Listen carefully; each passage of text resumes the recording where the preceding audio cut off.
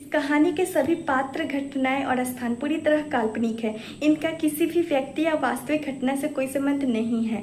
मैं सृष्टि यह पूरी कहानी अपनी आवाज़ में रिकॉर्ड करती हूँ ताकि आप तक एक बेहतरीन मनोरंजन पहुँचा सकूँ। अगर आपको मेरी आवाज़ और कहानियाँ पसंद आती है तो कृपया हमारे चैनल को सब्सक्राइब जरूर करें और वीडियो को लाइक व शेयर करना ना भूलें। डेविल किंग की लाडो सीजन 2 भाग 6। पिछले पार्ट में आप लोगों ने पढ़ा था कि हुस्ना बेगम मासूम सी आंसू का निकाह अपने शोहर से करवाना चाहती थी। अब आगे मासूम सी आंसू इस वक्त अपने कमरे में मौजूद थी। उसने लाल निकाह का जोड़ा पहन रखा था जिस पर बहुत वर्क किया गया था और इससे मासूम सी आंसू को बहुत तकलीफ हो रही थी, लेकिन वो बच्ची चाहकर भी कुछ बोल नहीं पा रही थी। वहीं उसके साथ एक लड़की भी मौजूद थी जो उसे निकाह के लिए तैयार करने आई थी। वह लड़की आंसू को आंखों में आईलाइनर लगाती है और उसे सूखने देने को कहती है, लेकिन आईलाइनर मासूम सी आंसू के आंखों में चले जा गई थी जिससे वो अपनी आंखें मलने लगती है और उसके आंखें मलने पर आईलाइनर फैल जाती है। वहीं जब वह लड़की आंसू को इस तरह आंखें मल आईलाइनर खराब करते देखती है तो उसके चेहरे गुस्से से लाल हो जाता है। वो बड़ी जोर से आंसू को थप्पड़ मारती है और उसका कान मरोड़ते हुए तेज आवाज में कहती है, कमबख्त लड़की, क्या किया ये तूने? पूरा मेकअप बिगाड़ दिया, जाहिल लड़की। उस लड़की ने काफ़ी ज़ोर से आंसू को थप्पड़ मारा था जिस कारण आंसू का चेहरा लाल पड़ गया था और उसके कान भी लाल हो गए थे। आंसू सिसक कर रोने लगती है। तभी वो लड़की उसका कान छोड़ वहाँ रखे एक कपड़े को उठाती है और बड़ी बेरहमी से आंसू का चेहरा पोंछने लगती है। वहीं उस लड़की के ऐसा करने पर आंसू को अपने नाजुक से त्वचा पर बहुत ज़्यादा दर्द हो रहा था, लेकिन वह लड़की तो मानो इस वक्त हैवान बन चुकी थी जिससे मासूम सी बच्ची का दर्द नज़र ही नहीं आ रहा था। वह लड़की आंसू के चेहरे को साफ कर देती है और वापस से उसका मेकअप करते हुए गुस्से में कहती है, इस बार अगर कुछ भी किया तो सोच लेना, मुझसे बुरा कोई नहीं होगा। गंदी हंसी हंसते हुए, वैसे भी आज की रात तो बड़े मज़े की रात है, तेरे आज की रात तो तू काली से फूल बन जाएगी। देखते हैं शेख साहब में इस उम्र में भी कुछ करने का दम है या फिर उम्र होने पर वो ठंडे पड़ चुके हैं। इतना कह वह हंसने लगती है। आंसू को तो कुछ भी समझ नहीं आ रहा था। वह बस मासूमियत से उसे टुकुर टुकुर देख रही थी। उस बेचारी बच्ची को तो पता ही नहीं था कि इन लोगों ने उसके लिए कौन सा जाल बिछा रखा है। आंसू इस वक्त हर चीज़ से बेखबर थी। कुछ ही देर में वह लड़की आंसू को पूरी तरह तैयार कर देती है। मासूम सी आंसू इस वक्त बहुत प्यारी लग रही थी। उसके उम्र की मासूमियत और भोलापन उन मेकअप नामक के भी नीचे छुपा नहीं था, बल्कि अब तो उसकी मासूमियत और निखर कर नजर आ रही थी। वह लड़की कमरे से निकल जाती है। वहीं आंसू अपने कानों में पहनाए गए बड़े बड़े झुमकों को देख रही थी जिससे उसे काफ़ी तकलीफ हो रही थी, लेकिन उसे यह सब खोलना में डर लग रहा था। उसे पता था कि अगर उसने इन झुमकों को खोला तो उसे बहुत बुरी सज़ा मिलेगी। उसे तो यह भी समझ नहीं आ रहा था कि अचानक से उसे इस तरह से तैयार क्यों किया गया है। निकाह की सारी तैयारियां हो चुकी थी। काजी साहब के साथ अन्य लोग भी वहां मौजूद थे। हुस्ना बेगम के चेहरे पर से तो मुस्कान जाने का नाम ही नहीं ले रही थी। आज वह भी काफ़ी बन ठन कर तैयार हुई थी। एक तरह से शेख साहब बैठे थे जिनकी उम्र 55-60 के आसपास की थी। उसके आंखों में आंसू को देखने की तलब साफ नजर आ रही थी। कुछ ही देर में एक लड़की आंसू को लेकर आती है। इस वक्त आंसू ने अपने हाथ में एक गुड़िया पकड़ रखा था। वो टुकुर टुकुर वहां मौजूद लोगों को देख रही थी। वहीं जब शेख साहब की नज़र आंसू पर पड़ती है तो उसके आंखों में हवस नजर आने लगती है। वो आंसू को ऊपर से नीचे देख रहे थे। उसके आंखों में नन्ही सी आंसू को पानी की तड़प साफ नजर आ रही थी। वहीं शेख साहब क्या चाहते थे ये हुस्ना बेगम साहब समझ पा रही थी, जिससे उसके होठों पर गंदी सी मुस्कुराहट आ जाती है। वो लड़की आंसू को लेकर शेख साहब के सामने बैठा देती है। उसके बीच एक नेट का पर्दा था। तभी काजी साहब निकाह पढ़वाते हुए आंसू से पूछते हैं, क्या आपको शेख साहब से निकाह कबूल है? मासूम सी आंसू को तो कुछ समझ ही नहीं आ रहा था ये सब हो क्या रहा है। वह आंसू को कुछ ना बोलता देख काजी साहब एक बार फिर कहते हैं, क्या आपको शेख साहब से निकाह कबूल है?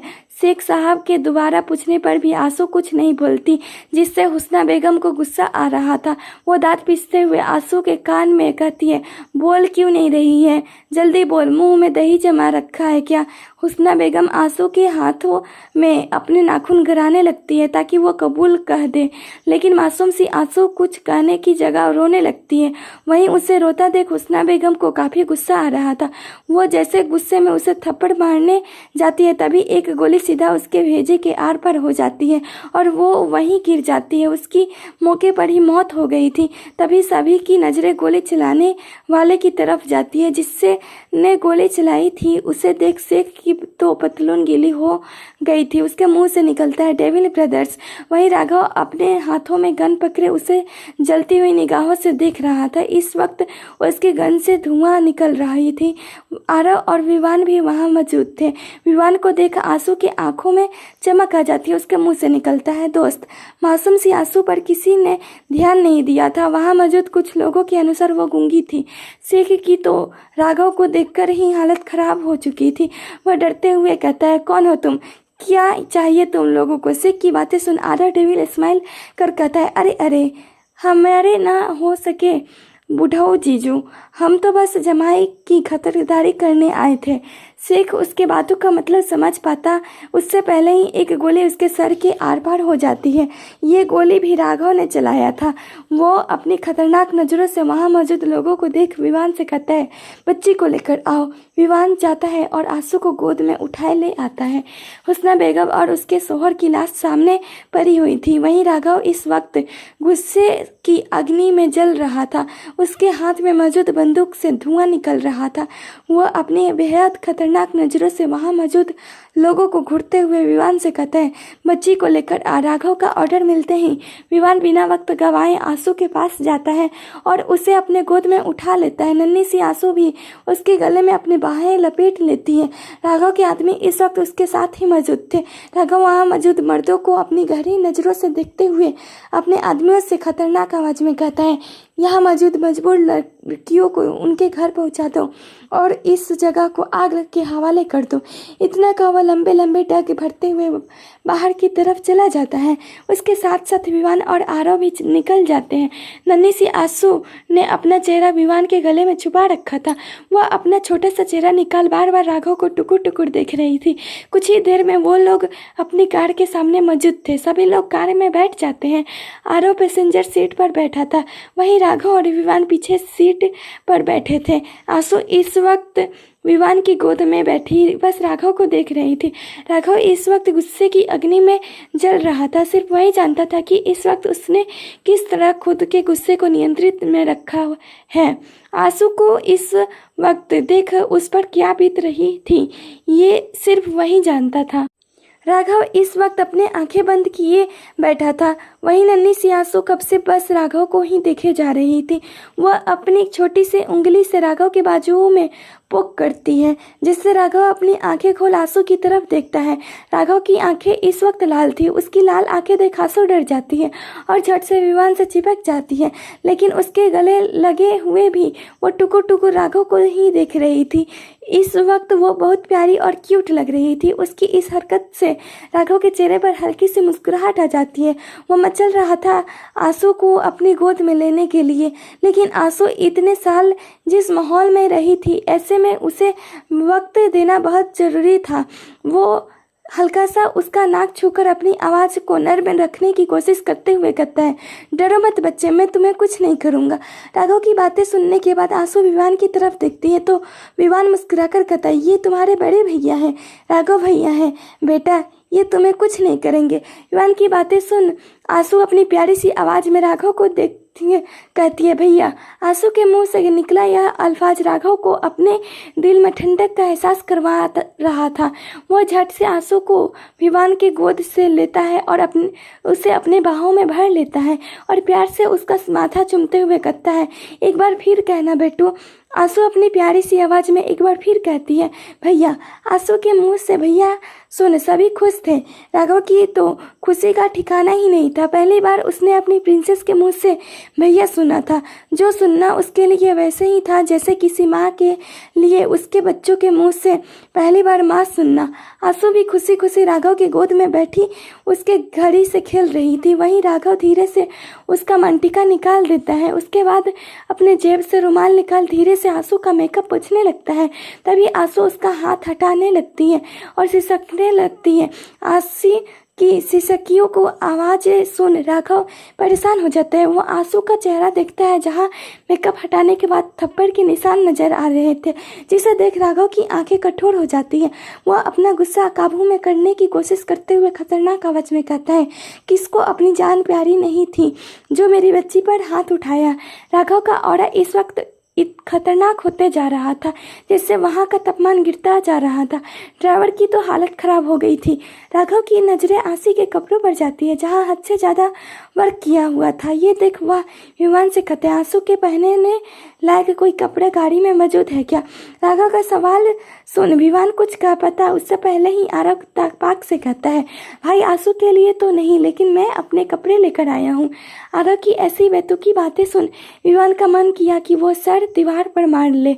वो आंसू को देखता है जिससे उन कपड़ों में बहुत दिक्कत हो रही थी।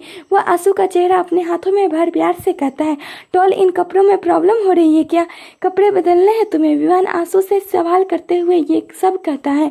वहीं आंसू कुछ नहीं कहती, बस अपना चेहरा खिड़की की तरफ उस काली कांच को खोलने की कोशिश करने लगती है। आंसू को ऐसे देख राघव विमान की तरफ देखता है। विमान समझ जाता है कि राघव क्या जानना चाहता है, इसलिए वह गहरी सांस छोड़ जवाब देते हुए कहता है, भाई अभी मैं आपको सब कुछ तो नहीं बता सकता, लेकिन इतना समझ लीजिए कि आंसू बाकी बच्चों की तरह नहीं है। वह बाकी बच्चों की तरह उतनी एक्टिव नहीं है, ना उसका उतना दिमाग चलता है। आंसू का दिमाग थोड़ा कमज़ोर है, जिस कारण वो हर बात पर जल्दी रिएक्ट नहीं कर पाती। लेकिन मुझे खुशी है कि इसने आपको भैया कहा, वरना मैंने इसे कितनी बार खुद को भैया कहने को कहा था, लेकिन इसने कहा ही नहीं। वैन की बातें सुन राघव अपनी गोद में मौजूद आंसू को देखता है, जो उस काली कांच से बाहर देखने की कोशिश कर रही थी।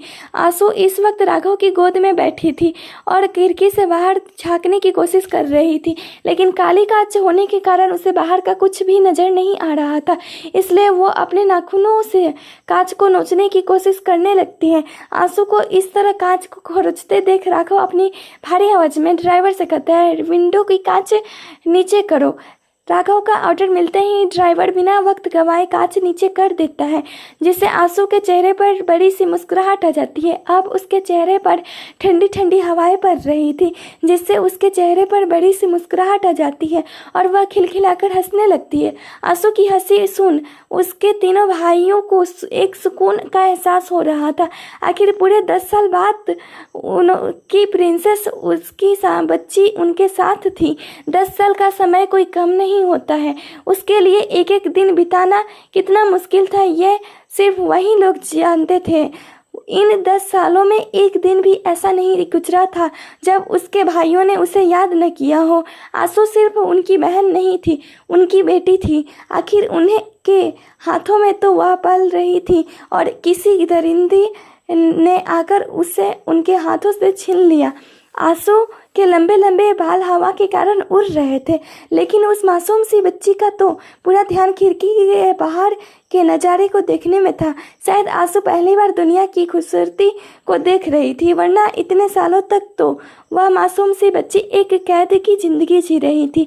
राघव ने आंसू को अच्छे से पकड़ रखा था ताकि वह गिरे ना और ना अपना हाथ बाहर निकाले।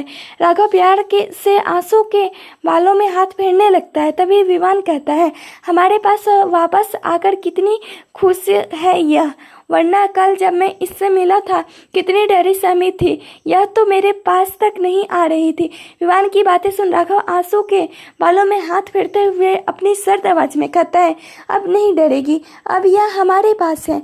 अब जिस बच्चे के पास हम जैसे तीन डेविल भाई हैं, वह भी भला किसी से डर सकती है? यह सब कहते हुए राघव के चेहरे पर डेविल स्माइल थी। वहीं विवान और आरव के चेहरे पर भी मिस्टीरियस स्माइल थी। आरव अपने फ़ोन में देखते हुए कहते हैं, भाई हमने सिर्फ अपनी प्रिंसेस के 10 साल खोए नहीं हैं, बल्कि हमारी प्रिंसेस ने भी अपने 10 साल खोए हैं। एक तरह से देखा जाए तो हमारी प्रिंसेस का नया जन्म हुआ है। हमें एक नई सिरे से उसकी ज़िंदगी शुरू करनी पड़ेगी। आरव अपनी बात ख़त्म ही करता है कि तभी विवान कहते हैं, आंसू की ज़िंदगी नई शुरू करने से पहले उससे जुड़े कुछ चीज़ें मुझे आप लोगों को बतानी है जो मुझे कल रात पता चली। विवान की बातें सुन राघव और आरव के एक्सप्रेशन बदल जाते हैं। राघव अपनी सर्द नज़रों से विवान को देखते हुए बेहद खतरनाक तरीके से कहता है, ऐसी कौन सी बात है जो हमारी बच्ची से जुड़ी है?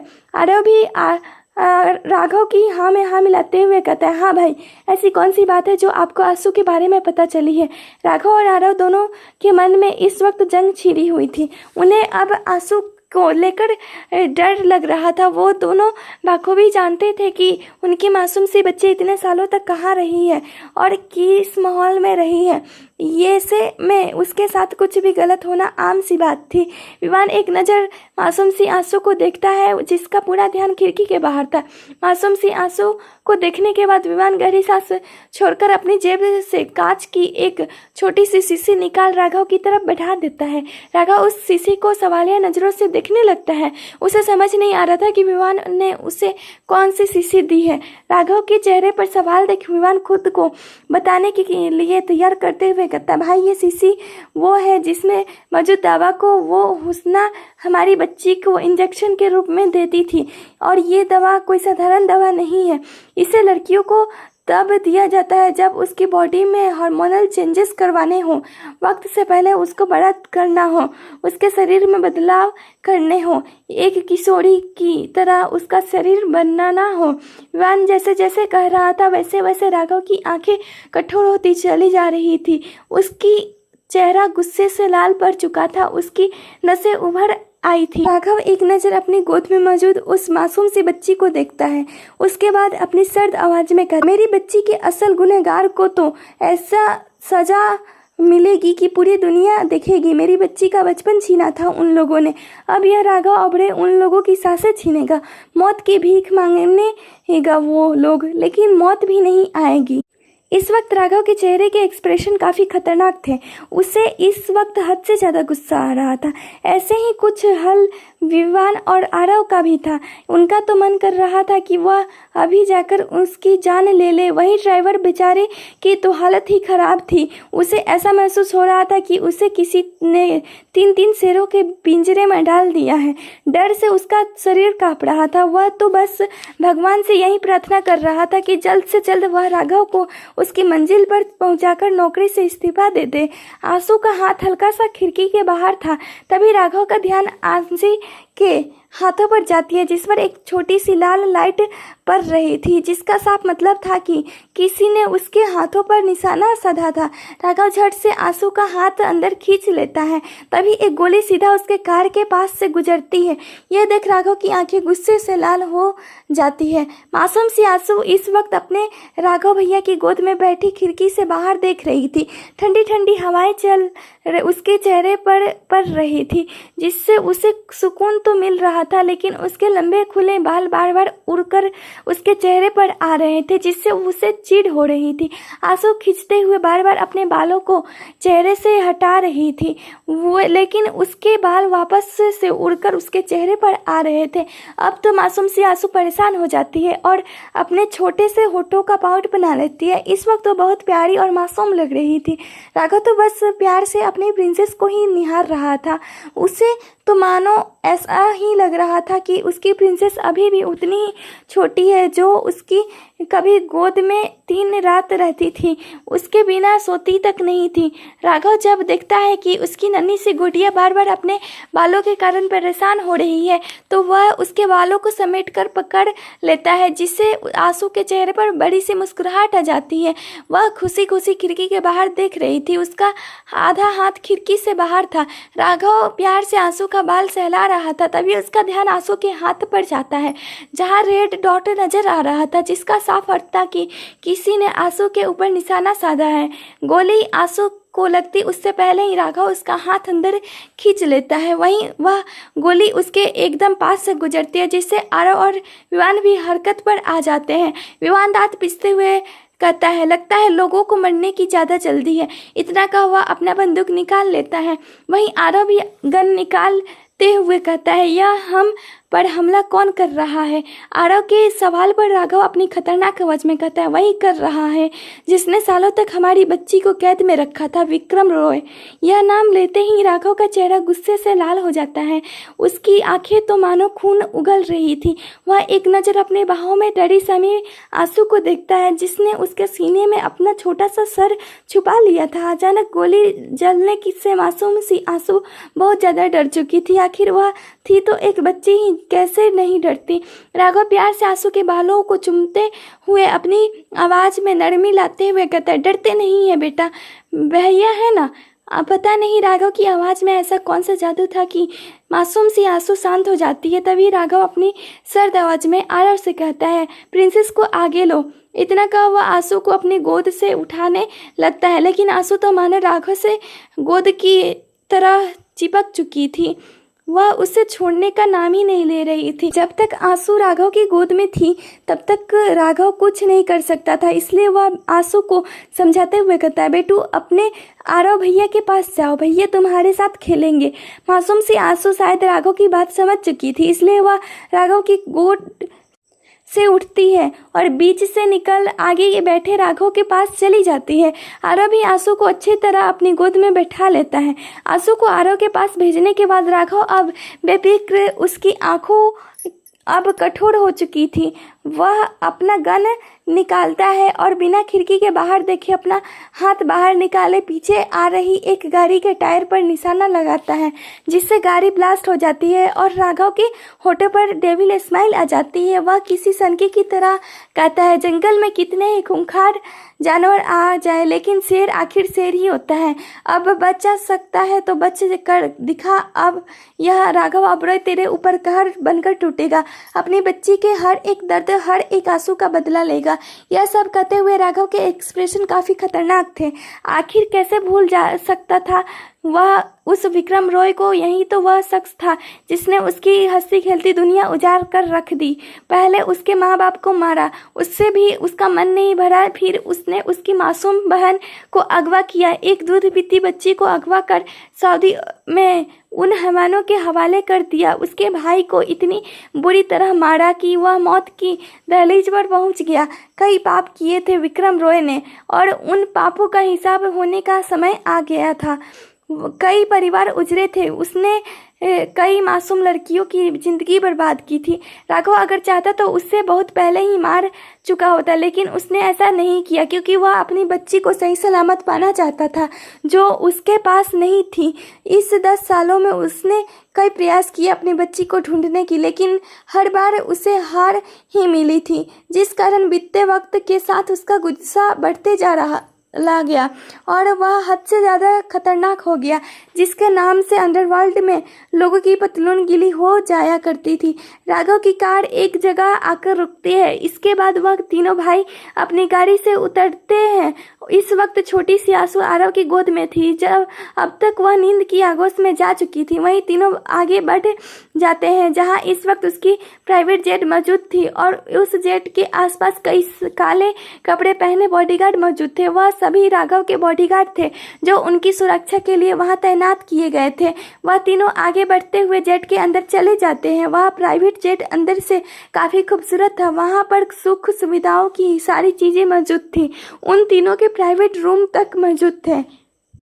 राघव आंसू को आरव के गोद से अपनी गोद में ले लिए अपने रूम में चला जाता है। आंसू गहरी नींद में थी। कितने अरसों बाद उस मासूम सी बच्ची को सुकून की नींद मिली थी, वरना उन दरिंदों ने तो उस मासूम से बच्ची की जिंदगी तबाह कर रखी थी।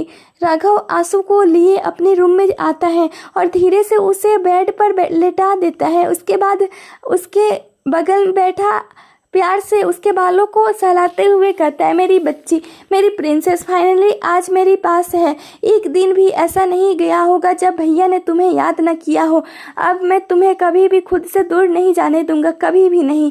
इतना कहा वह धीरे से उसके माथे को चूम लेता है, जिससे आंसू के होठों पर हल्की सी मुस्कुराहट आ जाती है। उसकी मुस्कान इतनी प्यारी थी कि उसकी मुस्कान देख राघव के होठों पर भी हल्की सी मुस्कान राहत आ जाती है। वह आंसू के बगल ही लेट जाता है। राघव के लेटते ही मासूम सी आंसू किसी बंदर के बच्चे की तरह उसे लिपट जाती है। राघव भी धीरे धीरे उसके बालों में हाथ फेरने लगता है। एक लड़की बालकनी के झूले में बैठी थी। उस लड़की के लंबे खुले बाल हवा में लहरा रहे थे। इस वक्त उसके हाथ में एक तस्वीर थी जिसमें वह लड़की एक लड़के के बेहद नज़दीक थी। उस तस्वीर को देख उसके आंखों से आंसू बह निकलते हैं। वह प्यार से उस तस्वीर पर हाथ फेरते हुए कहती है, आखिर कब तक उर्मिला की तरह मुझे तुम्हारे वियोग में जीना पड़ेगा। अब तो एक एक पल मेरे लिए मुश्किल हो रहा है। ऐसा लग रहा है मानो मेरी सांसें मुझसे छिनती जा रही है। अब मुझसे और नहीं होगा, और दूर नहीं रहा जाता तुमसे।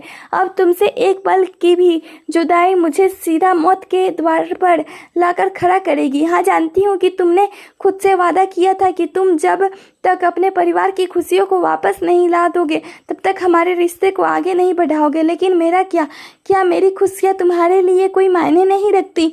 अब तो वापस आ जाओ, वरना कहीं ऐसा ना हो कि बहुत देर हो जाए। इतना कहा वह लड़की फूट फूट कर रोने लगती है। उसके चेहरे पर उसका दर्द साफ नजर आ रहा था, जो इस वक्त आंसुओं के जरिए बाहर निकल रहा था।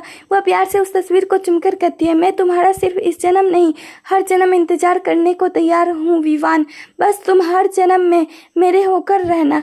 वह लड़की प्यार से विवान की तस्वीर को निहार रही थी। तभी कोई उसके कंधे पर हाथ रखता है, जिसके बाद वह लड़की झट से अपने आंसू को पोंछ पीछे पलटती है जहां उसकी बहन खड़ी थी। वह उसे देख धीरे से कहती है, सिया।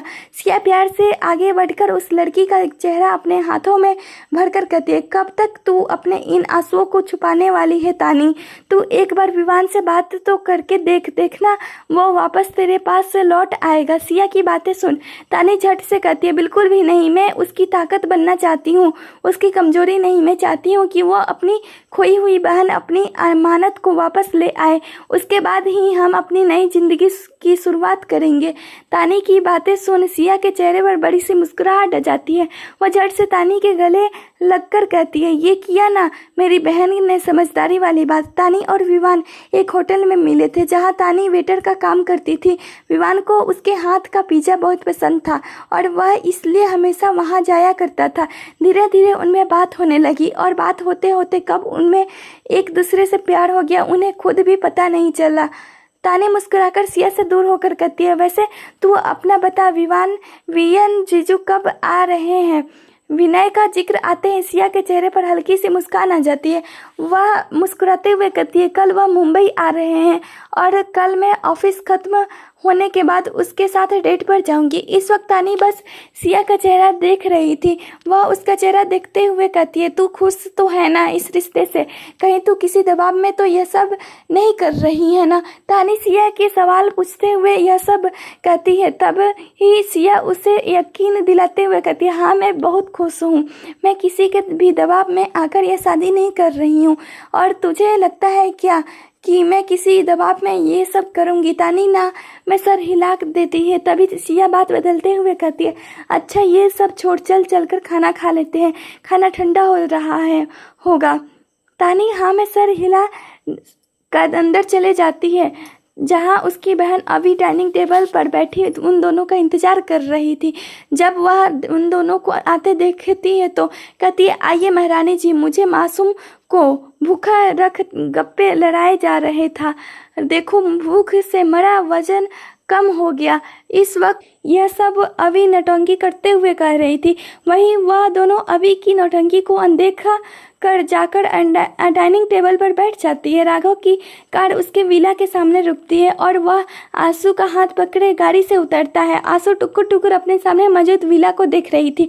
उसे ये विला काफ़ी अपना सा लग रहा था। राघव आंसू का हाथ पकड़े आगे बढ़ जाता है और जैसे विला के अंदर कदम रखने वाला होता है तभी विवान राघव को रोककर कहता है, भाई एक सेकंड। इतना कहा वह आरव को कुछ इशारा करता है, जिसके बाद वो विवान के साथ विला के अंदर चले जाता है और आंसू राघव के साथ वहीं खड़े रहती है। कुछ ही देर में विवान आरती की थाल लेकर आता है और नन्ही सी आंसू की आरती उतार उसे तिलक लगाते हुए कहते हैं, सालों बाद हमारी बच्ची वापस आई है। अगर मोम होती तो आंसू का इसी तरह स्वागत करती। विवान की बात पर राघव के चेहरे के में एक दर्द आकर गुजर जाता है। वहीं आरव आंसू के पैरों के पास आलती की थाल रखता है। आंसू की ये सारी चीज़ें कुछ खास समझ नहीं आती। उसके चेहरे पर असमंजस के भाव देख विवान मुस्कुराकर कहते, प्रिंसेस इस थाली में अपने पैर रख आगे बढ़ो। विवान जैसा कहता है मासूम से आंसू वैसा ही करती है। उसके सुंदर पैरों के निशान उस सफ़ेद टाइल्स में काफ़ी खूबसूरत लग रहे थे। आंसू के चेहरे पर इस वक्त मुस्कुराहट थी। वह खुशी खुशी पूरे विला को देख रही थी। तभी राघव प्यार से आंसू के बालों में हाथ फेरकर कहता है, प्रिंसेस मैंने आपके लिए एक खूबसूरत सा कमरा तैयार किया है, चलो। इतना कहकर वह आंसू के लेकर ऊपर चला जाता है, जिस फ्लोर पर उन तीनों भाइयों का कमरा था। वहीं आंसू का भी कमरा उसने तैयार किया था। राघव उसे कमरे में ले जाता है। कमरा काफ़ी खूबसूरत था। उसे गुलाबी रंग से रंगा गया था। वहाँ कई सारी टाइल्स से टेडी बियर आती थी। एक तरह से कहा जाए तो यह हर बच्चे का ड्रीम रूम था। कमरे को देख आंसू खुशी से उछलने लगती है और झट से राघव के गले लग जाती है। इस वक्त उसके होठों पर प्यारी सी मुस्कुराहट थी। वह मुस्कुराते हुए कहती है, थैंक यू भैया। हाय कितनी प्यारी थी आंसू की आवाज़, दिलों को सुकून पहुंचाने वाली। कितना वक्त बाद वो लोग आंसू की आवाज़ सुन रहे थे, या यूँ कहूँ अब आंसू कुछ कह रही थी। राघव प्यार से आंसू के माथों को झुककर चूम लेता है। इस वक्त उसके होठों पर बड़ी सी मुस्कुराहट थी। तभी विवान आगे आते हुए कहता है, आज मैं आप सबको किसी खास से मिलवाऊंगा, एक ऐसे शख्स से जो मेरे दिल के करीब है। विवान की बातें सुन राघव अपनी सर्द आवाज़ में कहता है, उम्मीद है इस बार तू किसी मासूम का दिल नहीं तोड़ेगा। राघव की बातें सुन विवान अपना सर झुका लेता है। उसे पता था कि उसने बहुत कुछ गलत किया है, लेकिन अब तो वह सब कुछ सही करना चाहता था। सभी वहाँ से चले जाते हैं और आंसू जाकर बेड और चढ़ खुशी से कूदने लगती है। आज वो खुलकर अपना बचपन जीना चाहती थी। शाम का वक्त था। एक ऑटो बड़े से रॉयल गेट के सामने आकर रुकती है, जिसमें से हमारी त्रिदेवियाँ सिया, तानी और अभी उतरती है। सिया ने इस वक्त जींस और कुर्ती पहन रखा था, वहीं तानी ने सूट और अभी ने एक घुटने तक का फ्रॉक। अभी उस होटल को देखते हुए आंखें फाड़ कर कहती है, वाह ये कितना खूबसूरत है। वो सभी आगे बढ़ने लगते हैं। तभी एक बड़ी सी गाड़ी आकर वहाँ रुकती है, जिसमें से 3 भाई उतरते हैं और उसके साथ आंसू भी, जिसके ने इस वक्त घुटने तक का फ्रॉक पहना रखा था। पैरों में जूते, खुले बाल, बहुत प्यारी लग रही थी। राघव को देख सिया का तो मुंह खुला का खुला रह जाता है। वह आंखें फाड़ बस राघव को देख रही थी। तभी राघव उसके करीब आ उसका मुंह धीरे से बंद करते हुए अपनी ठंडी आवाज में कहता है, मुंह बंद कर लो वरना मक्खी घुस जाएगी। राघव के इतना कहते ही सिया झेप जाती है। वहीं विवान और तानी नम आंखों से एक दूसरे को देख रहे थे। उनसे जब रहा नहीं जाता तो वे भागकर आते हैं और एक दूसरे के बाहों में समा जाते हैं। यह सब आंसू देख रही थी। उसके होठों पर मुस्कान आ जाती। तानी विवान के गले लगे हुए रोकर कहती है, अब अगर तुमने मुझे छोड़ने का सोचा तो मुझसे बुरा कोई नहीं होगा। विवान बस मुस्कुरा देता है। वहीं आंसू बस सिया को देख रही थी। उसने सिया बहुत अच्छी लग रही थी। वह भागकर जाती है और सिया को जाकर पकड़ लेती है। आंसू की इस तरह हरकत पर सभी हैरान थे। सिया खुद भी बहुत हैरान थी। वह प्यार से आंसू के बालों में हाथ फेरते हुए कहती है, क्या हुआ बच्चे? हाय। सिया के मुंह से बच्चा सुन आंसू को बहुत अच्छा लग रहा था। वो उसे वैसे ही पकड़े रहती है। राघव बस आंसू के चेहरे को देख रहा था, जहाँ हल्की सी मुस्कान थी। आंसू सिया से हल्का सा दूर हो उसे झुकने को कहती है। सिया जैसे झुकती है, आंसू उसके गालों को प्यार से चूमकर कहती है, आप ना मुझे बहुत अच्छी लगी, बिल्कुल एंजल की तरह। राघव को देख, भैया आप इनसे शादी कर लो ना। हाय। आंसू ने इतने वक्त बाद कुछ बोला और वो भी ये जिसे सुन सब शॉक्ड हो चुके थे। सबसे ज़्यादा तो सिया, वहीं आरव की और विवान एक दूसरे का चेहरा देखने लगते हैं। आंसू सिया का हाथ पकड़े राघव के पास ले जाती है और सिया का हाथ राघव के हाथ में देकर कहती है, प्लीज़ आप दोनों एक दूसरे से शादी कर लो। राघव को देख, मुझे माँ चाहिए। राघव के चेहरे पर इस वक्त कोई भाव नहीं था। वहीं सिया जल्दी से राघव के हाथ से अपना हाथ हटा ना में सर हिलाकर कहती है, ये नहीं हो सकता मेरी शादी। वो इतना ही कहती है कि राघव ऑर्डर देने वाले लहजे में कहता है, ये शादी होगी और वो भी कल ही। इतना का वह सिया को देखने लगता है जिसकी आंखों में आंसू थे। वहीं आंसू के चेहरे पर इस वक्त दुनिया जहान की खुशी नजर आ रही थी। आंसू खुश थी क्योंकि उसे बस सिया चाहिए थी। जी, सिया पहली ही नज़र में उसे पसंद आ गई थी, इसलिए वह चाह रही थी कि सिया हमेशा के लिए उसके पास रहे। सिया आसी को समझाने के लहजे में कहती, देखो बच्चे, मैं ये शादी, वो इतना ही कहती है कि राघव उसकी बात बीच में काटकर पूरे एटीट्यूड से कहते, शादी कल ही होगी। इस वक्त तो सिया का दिमाग मानो काम करना बंद कर चुका था। उसे समझ नहीं आ रहा था कि वो कहे तो आखिर क्या कहे। सिया गहरी सांस छोड़कर राघव से कहती है, देखिए सर, आप मेरे बॉस हैं, मैं ये शादी नहीं कर सकती क्योंकि मेरी शादी किसी और से होने वाली है। इतना का वह सिया चुप हो जाती है। उसे यकीन नहीं था कि अब राघव शादी की जिद छोड़ देगा, लेकिन राघव ने अब जो कहा था उसे सुन उसका पूरा शरीर सुन पड़ गया था। राघव सिया के करीब आने लगता है, जिससे सिया पीछे जाने लगती है और जैसे गिरने वाली होती है तभी राघव उसे कमर से थाम लेता है और उसकी आंखों में देख बेहद जुनून से कहता है, अगर शादी किसी और से फिक्स हो तो तोड़ दो, वरना मैं उसकी हड्डियाँ तोड़ दूंगा। शादी तो तुम्हारी मुझसे ही होगी, वो भी कल ही। इतना कहा वह सिया को सीधा खड़ा कर वहाँ से जाकर अपनी कार में बैठ जाता है। उसके बैठने के बाद साथ ही आंसू भी बैठ गई थी। वहीं सिया अभी भी भूत बने खड़ी थी। उसे तो कुछ समझ ही नहीं आ रहा था। तानी हैरान परेशान विवान को देख जैसे कुछ कहने वाली होती है, तभी विवान उसका चेहरा हाथों में थाम कर कहता है, डोंट वरी, इस बार हमारे बीच कोई दूरियां नहीं आएगी। सिया को एक नज़र देख, इस वक्त तुम्हारी बहन को तुम्हारी ज़रूरत है। इतना कहा वह वहाँ से जाकर कार में बैठ जाता है। वहीं आरव जब अभी की तरफ देखता है तो वो गुस्से में नाक फुलाए उसे अपने हाथों का पंच बनाए देख रही थी, जिसे देख आरव की हंसी आ जाती है। वो हंसते हुए जाकर कार में बैठ जाता है। कुछ ही देर में उनकी कार वहाँ से निकल जाती है और सिया बस उस कार को जाते हुए देख रही थी। राघव इस वक्त शटलेस बालकनी में खड़ा सिगरेट के कस लेता हुआ काले आसमान को देख रहा था। तभी वहाँ आंसू आती है और धुएं के कारण खांसने लगती है। आंसू को खांसता देख आरव झट से सिगरेट नीचे फेंकते हुए जूते से मसल देता है और जाकर आंसू का चेहरा अपने हाथों में थामे प्यार से फिक्र जताते हुए कहता है, princess baby, are you okay?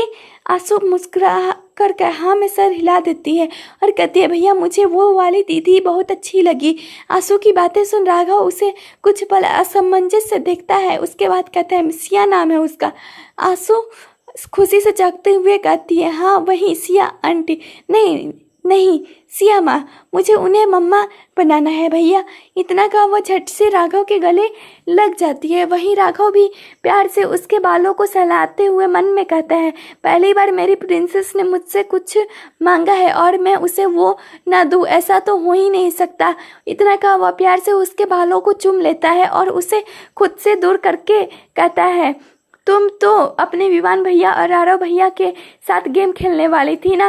Raghav की बातों का जवाब आंसू मुंह लटका कर देते हुए कहती है, हाँ लेकिन उन्हें कुछ काम पड़ गया था इसलिए मैं यहाँ आ गई। आंसू के चेहरे देख राघव के होठों पर हल्की सी मुस्कान आ जाती है। वो खुशी थी कि अब आंसू उससे और उसके दोनों भाइयों से घुल मिल रही है। वो फिर एक बार उसे अपने गले से लगा लेता है। सुबह का वक्त, राघव इस वक्त शीशे के सामने तैयार हो रहा था। आज उसने ब्लैक टैक्सीडो पहन रखा था। आज उसके साथ उसके दोनों भाई भी ऑफिस जाने वाले थे और उसके साथ आंसू भी ऑफिस जाने वाली थी। राघव रेडी होकर अपने कमरे से निकल आंसू के कमरे में जाता है तो देखता है आंसू बेड पर नहीं है और बाथरूम में पानी गिर रहा है। वो समझ जाता है कि आंसू बाथरूम में है। राघव जाकर बाथरूम का दरवाजा खटखटाते हुए कहते हैं, आंसू बच्चे हमें लेट हो रहा है। राघव की आवाज़ सुन आंसू जो पेट पकड़े खड़ी थी वो आवाज़ देते हुए कहती है, हाँ भैया आई, बस 5 मिनट, आप नीचे वेट करो। राघव उसके कमरे से निकल जाता है। वहीं आंसू अपना पेट पकड़े मासूमियत से कहती है, अब ये क्यों इतना दर्द कर रहा है, दर्द भरी आवाज़ में, मम्मी। राघव, विवान और आरव तीनों नीचे खड़े आंसू का इंतजार कर रहे थे। आरव घड़ी में वक्त देखते हुए कहता है, ये आंसू इतना वक्त क्यों लगा रही है? वो इतना ही कहता है कि उसे सीढ़ियाँ से नीचे आंसू आते नजर आती है, जिससे इस वक्त कॉटन का घुटने तक का नीले और सफ़ेद रंग का फ्रॉक पहना था। बालों को खुला छोड़ पैरों में सफ़ेद जूते, बहुत प्यारी लग रही थी। वह धीरे धीरे चलते हुए नीचे आती है। इस वक्त आंसू का मासूम चेहरा मुरझा चुका था। उसके मुरझाए चेहरे को देख विवान कहता है, क्या हो गया बच्चा, नींद पूरी नहीं हुई थी क्या? विवान का सवाल सुन आंसू मासूमियत से कहती, लगता है कि नई जगह के कारण इतनी दिक्कत हो रही है, थोड़ी देर में ठीक हो जाऊंगी। विवान हाँ में सर हिला देता है। राघव ले जाकर आंसू को डाइनिंग टेबल पर बैठाता है और उसे प्यार से नाश्ता करवाने लगता है। तभी आंसू नाश्ता करते हुए फिर से कहती है, भैया आप सिया मम्मा से बात करोगे ना शादी के लिए? सोचते हुए, अरे उनकी एक और बहन है ना, उससे हम आरव भैया की शादी करवा देंगे, कितना मज़ा आएगा।